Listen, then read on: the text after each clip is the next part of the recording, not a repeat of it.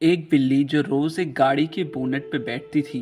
एक दिन जब वो उतरी तो एक आदमी ने उसके ऊपर गाड़ी चढ़ा दी और पीछे मुड़ के भी नहीं देखा। उसके एक पैर की हड्डी टूट चुकी थी। उस अंधेरी सुनसान रात में मिट्टी पर तड़पती हुई उस बिल्ली के पास अब सिर्फ कुछ ही मिनटों की जिंदगी बची थी। क्या कोई उस अंधेरे में उसकी चीख सुन पाएगा? क्या कोई इस आज़ाद और बेजुबान जान को मौत के मुंह से बचा पाएगा? आज की कहानी बहुत ही इंटरेस्टिंग और इमोशनल होने वाली है, तो इस वीडियो को एंड तक ज़रूर देखना। ये कहानी शुरू होती है नाना नाम की बिल्ली से, जो एक बेसहारा भटकता हुआ स्ट्रीट कैट है, जिसे अपनी आज़ादी और अपनी हीरोगिरी पर बहुत घमंड था। उसका एक कान थोड़ा सा कटा हुआ था, जो इस बात का सबूत था कि इसने सड़कों पर बहुत सारी लड़ाइयाँ जीती हैं। वो धूप सेकने के लिए अक्सर एक पुरानी सिल्वर रंग की गाड़ी के बोनट पर बैठ जाता था। उसके लिए इंसान दो तरह के होते हैं, एक वो जो उसे देखकर पत्थर मारते थे या भगा देते थे, और दूसरे वो जो तरस खाकर कभी कभी कोई मछली का टुकड़ा या बिस्किट डाल देते थे। नाना को किसी से कोई उम्मीद नहीं थी और ना ही वो किसी का गुलाम बनना चाहता था। लेकिन इसी दौरान उसकी जिंदगी में एक बदलाव आया, जिसका नाम था सटोरू। सटोरू उस अपार्टमेंट बिल्डिंग में अकेला रहता था जिसके सामने नाना अक्सर घूमता था। सटोरू बाकी इंसानों से अलग था। वो जब भी नाना को उस गाड़ी पर बैठे देखता तो उसके चेहरे पर एक ऐसी मुस्कान आती थी जैसे उसने दुनिया की सबसे प्यारी चीज देख ली हो।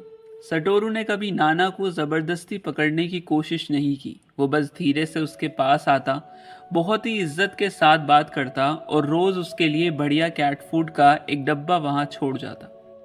नाना बहुत नखरेबाज था। वो सटोरू के सामने ऐसा दिखाता कि जैसे उसे कोई फर्क नहीं पड़ता, लेकिन अंदर ही अंदर वो सटोरू की उस नरम आवाज और उसके दिए खाने का इंतजार करने लगा था। उनके बीच एक बिना बोले रिश्ता बन चुका था, एक आजाद बिल्ली और एक नरम दिल इंसान के बीच का रिश्ता। फिर एक ऐसी रात आई जिसमें सब कुछ बदल गया। सर्दियों की एक बहुत ही ठंडी और सुनहरी रात थी।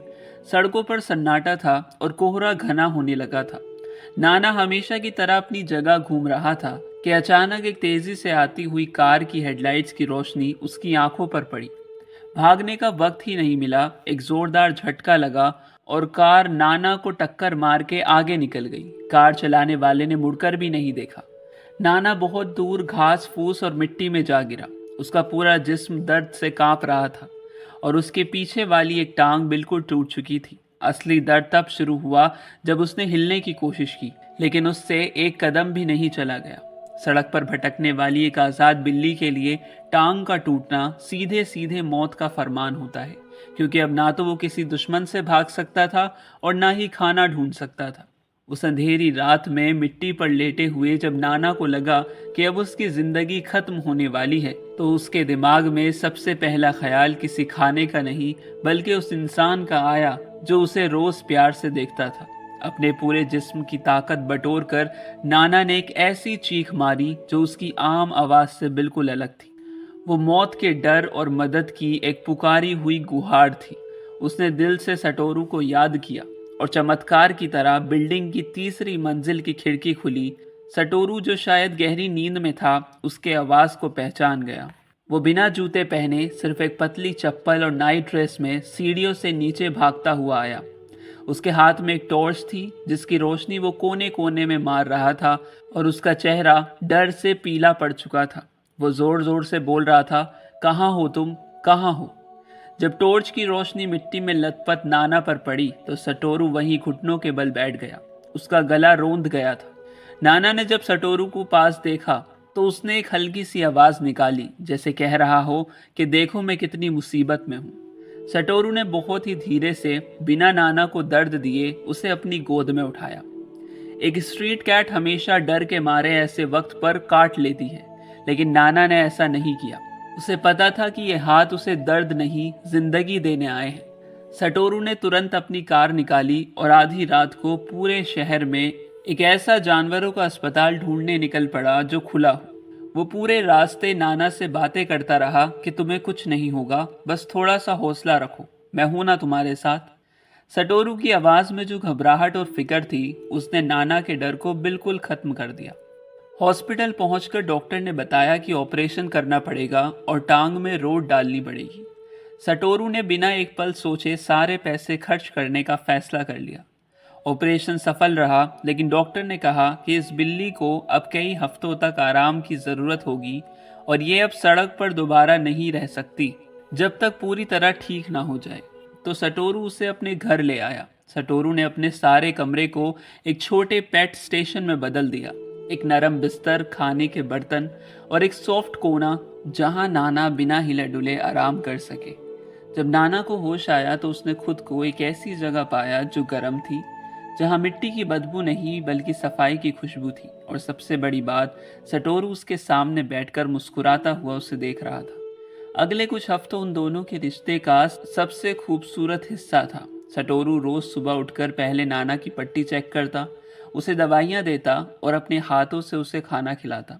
सटोरू जब काम से घर लौटता तो वो घंटों नाना के पास बैठकर अपनी पूरी जिंदगी की बातें शेयर करता। अपने बचपन के किस्से, अपने स्कूल के दोस्त और अपनी खुशियाँ और गम। नाना जो पहले इंसानों को सिर्फ मतलबी समझता था, अब उसे समझ आ रहा था कि दोस्ती क्या होती है। उसने महसूस किया कि सटोरू के अंदर एक अजीब सा अकेलापन था और नाना के आने से सटोरू के उस खाली घर में एक नई रौनक आ गई थी। सटोरू ने इस दौरान उसका नाम नाना रखा, क्योंकि जापानीज में नाना का मतलब 7 होता है और नाना की पूंछ का आकार बिल्कुल 7 नंबर जैसा मुड़ा हुआ था, जिसे जापान में गुड लक का साइन माना जाता है। धीरे धीरे नाना की टांग ठीक होने लगी और वो फिर से चलने भागने के काबिल हो गया। एक दिन वो वक्त भी आया जब डॉक्टर ने कह दिया कि अब नाना पूरी तरह स्वस्थ है और चाहे तो बाहर जा सकता है। सटोरू ने एक शाम कमरे की खिड़की और दरवाज़ा खोल दिया। उसने नाना को देखा और कहा कि नाना, अब तुम ठीक हो। अगर तुम वापस सड़क पर अपनी आज़ाद ज़िंदगी जीना चाहते हो तो तुम जा सकते हो। मैं तुम्हें ज़बरदस्ती यहाँ नहीं रोकूंगा। सटोरू की आंखों में डर था कि कहीं उसका ये प्यारा साथी उसे छोड़कर ना चला जाए, लेकिन वो उसे अपनी मर्जी से जीने की आज़ादी देना चाहता था। नाना दरवाजे तक गया। उसने बाहर की ठंडी हवा को महसूस किया, सड़क की उन पुरानी गलियों को देखा जहां वो भटकता था। फिर उसने मुड़कर सटोरू को देखा, जो चुपचाप बैठा उसे देख रहा था। नाना ने एक पल भी नहीं लगाया और वापस अंदर आ गया। सटोरू के पैरों से अपना जिस्म रगड़ा और कूदकर उसके बिस्तर पर बैठ गया, जैसे कह रहा हो कि मैं बेवकूफ़ नहीं हूँ जो इस प्यारे घर और तुम जैसे सच्चे दोस्त को छोड़कर उस मिट्टी और धूप में वापस जाऊंगा। अब से हम साथ हैं। सटोरू ने रोते हुए नाना को गले लगा लिया। ये सिर्फ एक एक्सीडेंट से शुरू हुई मुलाकात नहीं थी, ये दो अकेले दिलों को एक होना था, जिन्होंने आखिरी सांस तक एक दूसरे का साथ निभाने का फैसला कर लिया था। क्योंकि सटोरू उसे अपने पास नहीं रख सकता था, उसकी एक बहुत बड़ी मजबूरी थी। इसलिए कुछ दिनों बाद वो नाना को लेकर अपनी वैन में निकल जाता है, एक रोड ट्रिप पर, जहां वो अपने दोस्तों और जानने वालों के पास जाता है। सटोरू और नाना अपनी सिल्वर वैन में रोड ट्रिप के पहले स्टॉप पर पहुंचते हैं, सटोरू के बचपन के पक्के दोस्त कोसुके के फोटो स्टूडियो पर। सटोरू को उम्मीद थी कि कोसुके नाना को रख लेगा, लेकिन कोसुको की अपनी जिंदगी इस वक्त बिखरी हुई थी। उसकी पत्नी उसे छोड़कर जा चुकी थी और उसके सख्त मिजाज पिताजी उसी के साथ रह रहे थे, जिससे घर का माहौल काफी तनावपूर्ण था। यहाँ कहानी हमें उनके बचपन के एक इमोशनल फ्लैशबैक में ले जाती है। जब ये दोनों स्कूल में थे तब उन्हें सड़क पर एक प्यारा सा बिल्ली का बच्चा मिला था, जिसे इन्होंने नाम दिया था मी। सटोरू उससे बहुत प्यार करता था, लेकिन इसी दौरान एक कार एक्सीडेंट में सटोरू के माता पिता की मौत हो जाती है। जब सटोरू को अपनी मौसी के साथ दूसरे शहर जाना पड़ा तो उसने कोसुके से मी को रखने की गुजारिश की। कोसुके तैयार था, पर उसके गुस्सैल पिताजी ने साफ मना कर दिया और मजबूरन मी को किसी और को सौंपना पड़ा। इसी वजह से कोसुके के दिल में अपने पिता के लिए सालों तक नफरत और एक गहरा पश्चाताप बैठ गया था। अब कोसुके को लग रहा था कि नाना को अडॉप्ट करके वो अपने बचपन का वो घाव भर सकता है और मी को ना बचा पाने का दुख कम कर सकता है। वो नाना को लेने के लिए आगे बढ़ता है, पर यहीं पर नाना अपना दिमाग चलाता है। नाना एक आम बिल्ली नहीं था, उसने घर का भारी माहौल महसूस कर लिया था और सबसे बड़ी बात, वो सटोरू से दूर नहीं होना चाहता था। जैसे ही कोसुके उसे प्यार करने आता है, नाना अपनी हीरोगिरी शुरू कर देता है। वो अपना जिस्म अकड़ा लेता है, गुस्से में एक बहुत भयानक आवाज़ निकालता है और खाने का बर्तन झटक देता है। वो जानबूझकर एक गुस्सैल और नखरेबाज बिल्ली बनता है, ताकि सबको लगे कि वो यहाँ कभी खुश नहीं रहेगा। वो सीधा जाकर सटोरू के पैरों के पास बैठ जाता है, जैसे कह रहा हो कि वो सिर्फ सटोरू का है। नाना के इस अजीब बर्ताव को देखकर कोसुके समझ जाता है कि नाना का दिल सिर्फ सटोरू के लिए धड़कता है। वो सटोरू से कहता है, सटोरू, नाना मेरे साथ खुश नहीं रहेगा। ये सिर्फ तेरा है और इसकी आंखों में तेरे लिए जो प्यार है वो मैं इससे नहीं छीन सकता। सटोरू का मिशन अधूरा रह जाता है। सटोरू थोड़ा मायूस पर अंदर ही अंदर खुश होकर नाना को लेकर दोबारा अपनी वैन में बैठ जाता है। वैन चलते ही नाना डैशबोर्ड पर आराम से बैठकर चैन की सांस लेता है, जैसे कह रहा हो, पहला मिशन कामयाब, मैंने सटोरू को मुझे छोड़ने नहीं दिया। सटोरू और नाना अपनी सिल्वर वैन में आगे बढ़ते हैं और इस बार उनका स्टॉप होता है सटोरू का दूसरा दोस्त योशिमिनी। योशिमिनी एक नरम दिल लेकिन थोड़ा ब्लंट इंसान था, जो शहर की जिंदगी छोड़कर अब एक सुकून भरे गांव में खेती बाड़ी करता था। सटोरू को लगता है कि गांव का खुला माहौल, खेत और हरियाली नाना के घूमने फिरने के लिए बिल्कुल परफेक्ट रहेंगे। योशिमिनी नाना को रखने के लिए बिल्कुल तैयार हो जाता है। वो कहता है कि उसके खेत पर चूहों की बहुत समस्या है और नाना जैसा स्मार्ट कैट उसके खेत की हिफाजत करेगा। लेकिन जब आखिरी फैसला लेने का वक्त आता है तो योशिमिनी सटोरू और नाना को बहुत ध्यान से देखता है। वो नोटिस करता है कि सटोरू जब भी नाना को देखता है उसकी आंखों में एक अजीब सा दर्द और खोने का डर होता है। साथ ही नाना भी बीच बीच में सटोरू के पास बैठ जाता है, जैसे चेक कर रहा हो कि सटोरू कहीं उसे छोड़कर चला तो नहीं गया। योशिमिनी सटोरू से कहता है, सटोरू, तू बहानेबाजी मत कर। मुझे नहीं पता तेरी लाइफ में क्या चल रहा है, तेरी क्या मजबूरी है, लेकिन मैं ये साफ कह सकता हूँ कि ये बिल्ली तेरे बिना और तू इसके बिना नहीं रह सकते। तुम दोनों एक दूसरे की आत्मा हो। मैं इसे रख सकता हूँ, पर मैं तुम दोनों को अलग करने का पाप नहीं करूँगा। सटोरू के पास कोई जवाब नहीं होता। वो समझ जाता है कि उसके दोस्त उसके और नाना के रिश्ते की गहराई को जान चुके हैं।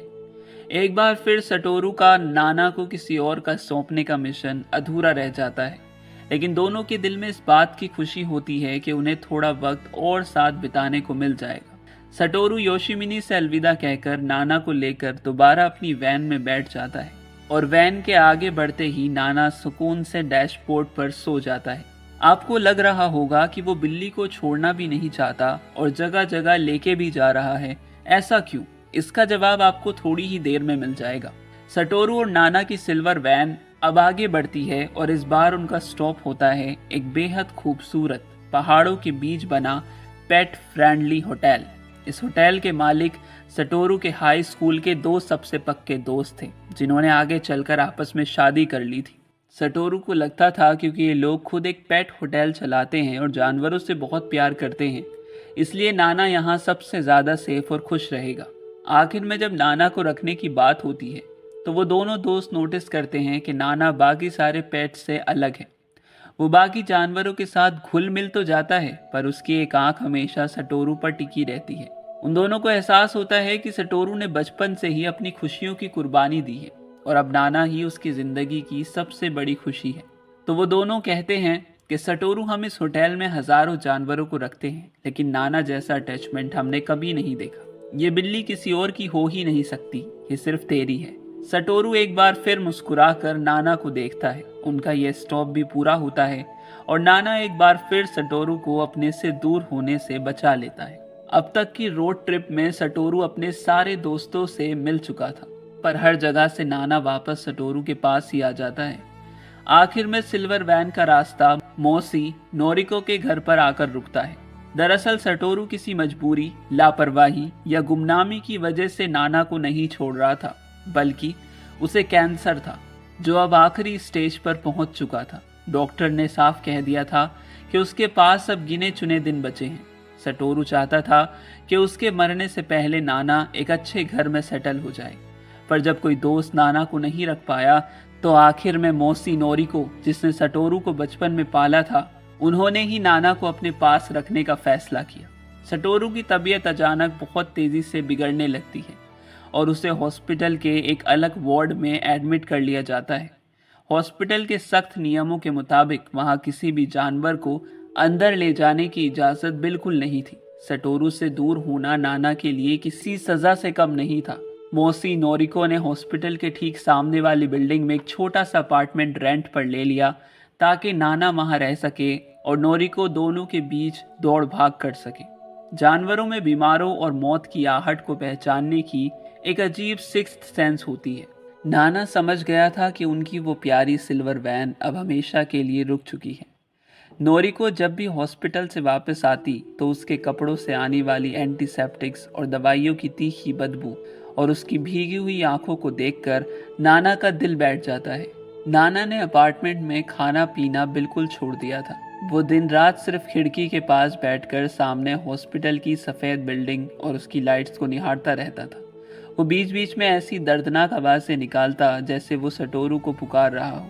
उसके लिए सटोरू के बिना इस पूरी दुनिया का कोई वजूद नहीं था। जैसे जैसे दिन बीतते हैं सटोरू का जिस्म बिल्कुल हड्डियों का ढांचा बन जाता है। वो इतना कमज़ोर हो चुका है कि अपना हाथ भी नहीं उठा पाता और उसकी धुंधली आंखें हमेशा दरवाजे पर टिकी रहती हैं। वो हर आहट पर सोचता है कि शायद उसका नाना उससे मिलने आया है। एक शाम डॉक्टर्स नोरिको को इशारा कर देते हैं कि सटोरू के पास अब सिर्फ कुछ घंटे बचे हैं और वो अब किसी भी वक्त आखिरी सांस ले सकता है। सटोरू की यह हालत और उन दोनों का तड़पना देखकर नोरिको से रहा नहीं जाता। वो हॉस्पिटल के सारे रूल्स तोड़ने का फैसला करती है। वो नाना को एक छोटे से सॉफ्ट बैग में छुपाती है और हॉस्पिटल के स्टाफ और नर्सेस से बचती हुई चुपचाप उसे सटोरू के आईसीयू के अंदर ले आती है। जैसे ही कमरे का दरवाज़ा बंद होता है नोरिको बैग की जिप खोलती है। नाना एक झटके में बाहर कूदता है। हॉस्पिटल के ठंडे सफ़ेद फर्श पर उसके छोटे छोटे पंजे तेज़ी से चलते हैं और वो सीधा सटोरू के बेड के ऊपर कूद जाता है। सटोरू जो गहरी बेहोशी और मौत के आगोश में जा रहा था, जैसे ही उसने अपने जिस्म पर नाना के नरम पंजों का वजन महसूस किया और उसकी धीमी मियाऊं सुनी, उसकी बंद होती आंखें खुल गईं। उसके चेहरे पर एक ऐसी सुकून भरी मुस्कान आ गई जिसे देखकर नोरिको अपने आंसू नहीं रोक पाती। सटोरू ने अपनी पूरी बची कुची ताकत बटोरकर अपना कांपता हुआ हाथ आगे बढ़ाया।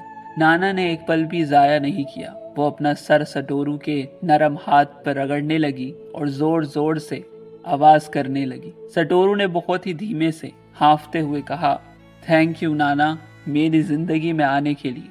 मैं बहुत खुशकिस्मत हूँ कि मुझे तुम जैसा साथी मिला। नाना सटोरू के सीने के बिल्कुल पास बैठ गया, जैसे वो अपनी सांसों से सटोरू की घटती हुई धड़कनों को थामने की कोशिश कर रहा हो। उस ठंडी रात दोनों एक दूसरे को देखते रहे। सटोरू ने नाना के सर पर हाथ फेरते फेरते चैन की एक आखिरी सांस ली और उसकी आखिरी धड़कन रुक गई। सटोरू के चेहरे पर मरने का कोई डर या गम नहीं था, बल्कि एक ऐसी खुशी थी जो सिर्फ उन लोगों के चेहरे पर होती है जो अपने सबसे प्यारे के पास होकर दुनिया से जाते हैं। सटोरू के जाने के बाद हॉस्पिटल के कमरे में एक गहरी खामोशी छा गई। नाना को समझ आ गया था कि उसका सबसे सच्चा दोस्त अब इस जिस्म में नहीं है। वो रोए बिना चुपचाप सटोरू के चेहरे के पास बैठा रहा। सटोरू के अंतिम संस्कार के बाद नाना मौसी नोरिको के साथ ही रहने लगा। नोरिको अब उसे अपना बच्चा मानती थी, लेकिन नाना का एक नया रूटीन बन चुका था। वो हर रोज दोपहर को घर से निकलता और चुपचाप चलकर उस कब्रिस्तान में जाता जहां सटोरू को दफनाया गया था। वो सटोरू की कब्र के पत्थर पर बैठ जाता और मौसम को बदलते देखता, चाहे धूप हो, बारिश हो या बर्फबारी, वो हमेशा वहां जाता। कहानी के एंड में नाना अपने पॉइंट ऑफ व्यू से कहता है कि इंसानों की ज़िंदगी बहुत अजीब होती है। वो आते हैं, यादें बनाते हैं और चले जाते हैं। वो कहता है कि अब वो बुढ़ा हो रहा है और एक दिन उसकी ज़िंदगी का सफ़र भी ख़त्म हो जाएगा, लेकिन उसे मौत से डर नहीं लगता, बल्कि वो उस दिन का इंतज़ार कर रहा है जब वो इस दुनिया से जाएगा और बादलों के ऊपर उसे फिर से वही पुरानी सिल्वर वैन दिखेगी जिसका दरवाज़ा खोलकर सटोरू खड़ा होगा और मुस्कुरा कर कहेगा, चलो नाना, हम नए सफ़र पर चलते हैं। वीडियो अच्छी लगी हो तो लाइक करना, चैनल को सब्सक्राइब करना और एक कमेंट ज़रूर करना।